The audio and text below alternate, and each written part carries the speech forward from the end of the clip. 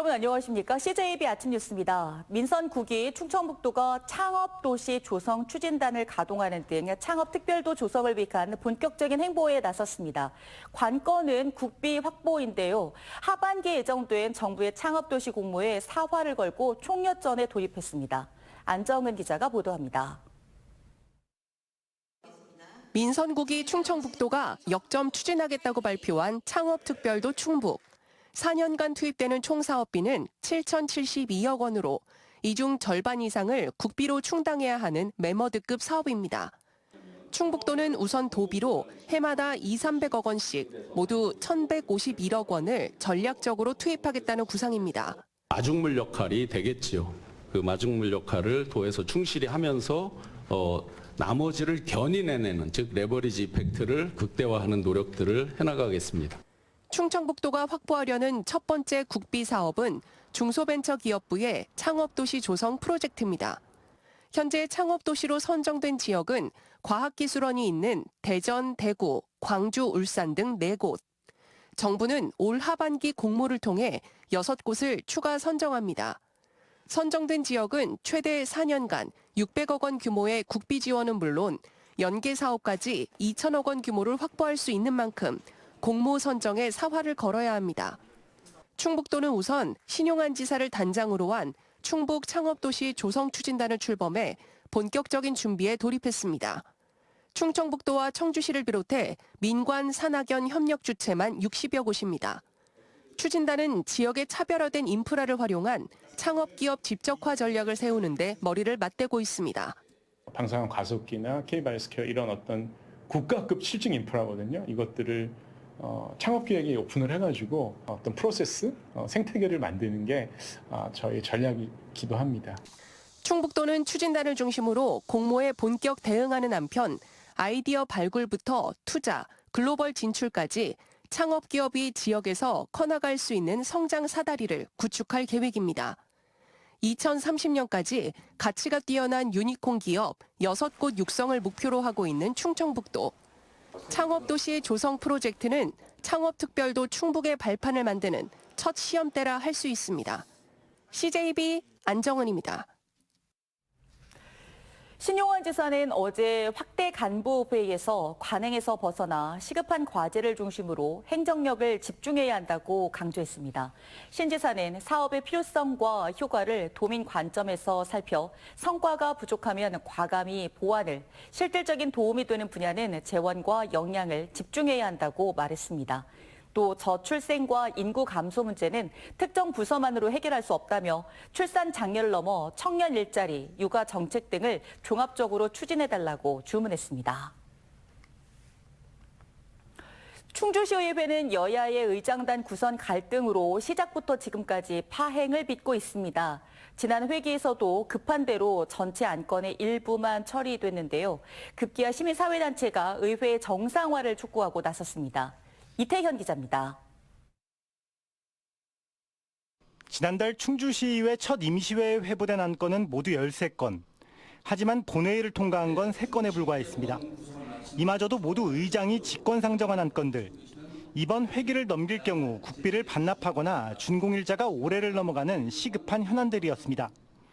이번에 재편된 충주시의회의 의석수는 10대 9로 민주당이 단 한 석 더 많은 가운데 상임위원장을 모두 민주당 소속 의원들이 독식하면서 국민의힘 의원들이 상임위 등원을 거부하는 등 파행이 지속되고 있습니다. 지난 9대 의회 전반기와 비슷한 모습이지만 이번에는 양당 간 의석수 차이가 3석에서 1석으로 줄어든 점 등이 갈등 요인입니다. 개원 한 달 넘게 식물 의회 상태가 계속되면서 직간접적인 피해는 이제 집행부로 미치고 있습니다. 저희도 모든 안건이 상임위에서 정식적인 절차를 거쳐서 의결되기를 간절히 희망합니다. 급기야 충주 지역 시민사회단체가 시의회의 정상화를 촉구하고 나섰습니다. 정부의 공공기관 이전과 대기업의 AI 데이터 센터 유치 등 지역 현안이 산적한 상황에서 정쟁에 매몰되어 있는 양당을 비판했습니다. 해결해야 할 현안이 산적해 있습니다. 의회가 갈등만 반복한다면 그 피해는 결국 시민들에게 돌아갈 수밖에 없으며 충주의 발전은 멈출 수밖에 없습니다. 다음 회기에는 지난 회기에서 보류된 안건에 더해 충주시 2차 추가 경정 예산안 심사도 예정돼 있습니다. 시의회가 소무적 대립보다 대의기관으로서 역할을 되찾아야 한다는 지적이 잇따르고 있습니다. CJB 이태현입니다. 아동 성매수 혐의로 구속 송치된 전 청주시 의원 최영중 씨가 미성년 2명을 추가로 성매수한 것으로 확인됐습니다. 이로써 경찰이 확인한 최 씨의 성범죄 피해자는 모두 4명으로 늘었습니다. 최 씨가 자진 제출한 휴대전화에서 추가 피해 정황이 잇따라 발견됐습니다. 김민영 기자입니다. 아동 성매수 혐의로 구속 송치된 전 청주시 의원 최영중 씨 사건과 관련해 피해자 2명이 추가로 확인됐습니다. 모두 미성년자로 이로써 최 씨의 성범죄 피해자는 4명으로 늘었습니다. 추가 피해자 있는 걸로 확인됐는데 형 인정하세요? 앞서 경찰은 최 씨가 증거를 지우기 위해 스스로 디지털 포렌식을 의뢰한 뒤 자진 제출한 휴대전화에서 기존 피해자 말고도 또 다른 미성년자 1명의 성적 관련 사진을 발견한 바 있습니다. 이번에도 역시 이 휴대전화 속 미처 지우지 못한 메신저 대화에서 미성년자 2명의 피해 정황이 나왔습니다. 이에 경찰은 최 씨와 피해자들 간의 연락 기록을 확보하기 위해 추가 통신영장을 받아 수사를 이어왔습니다. 최 씨는 이들과도 기존 피해자들과 유사한 방식으로 성매수를 하고 성적 사진을 요구하는 등 성적 대화를 나눈 걸로 알려졌습니다. 유포 여부는 살펴보고 있습니다. 경찰은 최 씨의 여죄를 검찰에 추가 송치했습니다. 지난 6일 사건을 넘겨받은 검찰은 구속기한을 한 차례 연장해 20일에 거쳐 추가 압수수색 등 보강 수사를 진행하고 있습니다. 검찰은 구속기한이 끝나는 오늘 최 씨를 재판에 넘길 방침입니다. CJB 김민영입니다. 이 장미랑 씨 실종 사건을 제주경찰이 허위 종결한 사건과 관련해서 충북경찰이 종결 처리한 실종 사건을 전수조사하기로 했습니다. 경찰은 2024년부터 2년 8개월까지 도내에 접수된 실종 신고 6,300여 건 가운데 경찰이 직접 만나지 않고 종결한 사건이 몇 건인지 파악할 계획입니다.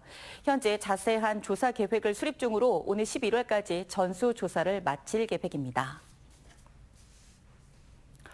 청주시는 오늘 10월부터 어르신들의 일상 속 생활 불편을 신속하게 해결해주는 청주 어르신 그냥 해드림 사업을 본격 시행합니다.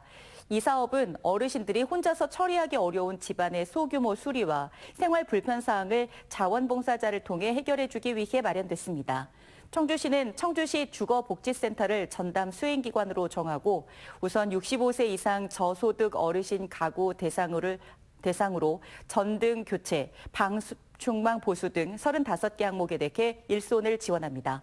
한편 다양한 교체 물품은 당사자가 직접 준비합니다. 청주시는 도시의 경쟁력을 높이고 공공건축과 도시공간의 디자인 품격을 향상하기 위해 제5대 총괄건축가와 제7기 공공건축가를 위촉했습니다.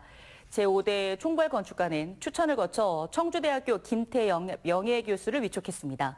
또 제7기 공공건축가는 공개 모집을 통해 교수, 건축사, 기술사 등 모두 19명을 선정했습니다. 공공건축가들은 앞으로 2년간 청주시 주요 공공건축 사업과 도시환경 디자인 개선 사업에 참여합니다. 김명식 진천군수는 어제 군청 브리핑룸에서 기자회견을 열고 민선 9기 인구정책 대전환 계획을 발표했습니다. 김 군수는 인구 감소 문제를 해결하기 위해 단기 전략으로 기업체 임직원과 초중고학생 전입 지원, 청년 세대를 위한 결혼 장려금과 정책 지원 등을 추진하겠다고 밝혔습니다. 또 3자녀 이상 가정 주택자금 대출 이자 지원과 숙련 인력 외국인 가족 원스톱 정착 지원 등 중기 전략과 함께 총괄 인구 정책을 실행할 민선 9기 인구 정책 실무 추진단을 가동한다고 덧붙였습니다. 제천의 한 초등학교에서 학교장의 직장 내 괴롭힘 의혹이 제기됐습니다. 피해 교사의 가족이라고 밝힌 A씨는 지난해 제천의 한 초등학교 교장이 진행한 국악사업과 관련해 가족의 강사 채용이나 관련 업체의 고용을 문제 삼은 뒤로 모욕적인 언행과 부당한 업무 지시에 시달렸다고 호소했습니다.